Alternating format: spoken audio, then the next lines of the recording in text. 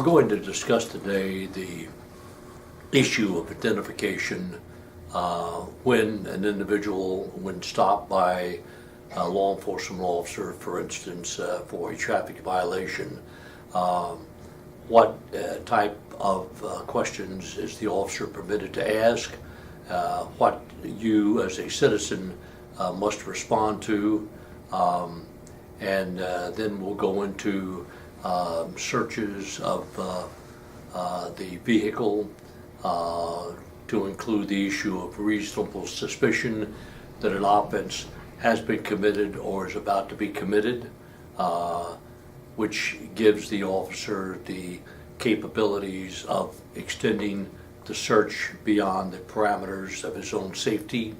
Then we'll talk about the issue of racial profiling and how does that play in the modern day criminal justice system, affecting the rights of the minority citizens who come under either the detention and or arrest of a police officer. First of all, the officer can ask, if you're pulled over, for your identification, your driver's license, and your insurance papers. And you have to respond to those questions. In other words, you have to produce your driver's license or some form of identification. He can then ask you the purpose of your travel, where you've been and where you're going. You don't have to respond to those type of questions. Now, how does one artfully not respond to the questions asked?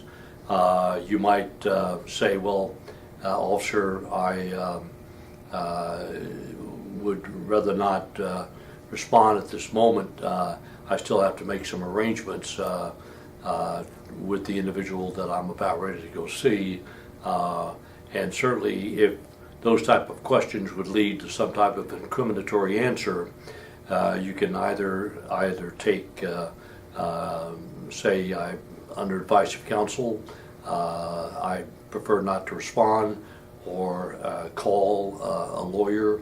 I've always felt that if there is nothing to be concerned about, that the best method of approach with a law enforcement officer is underscored by politeness, underscored by cooperation, in fact, letting him know that you understand his job and that he has to ask particular type of questions, but if you've got nothing to be concerned about, cooperate with the officer.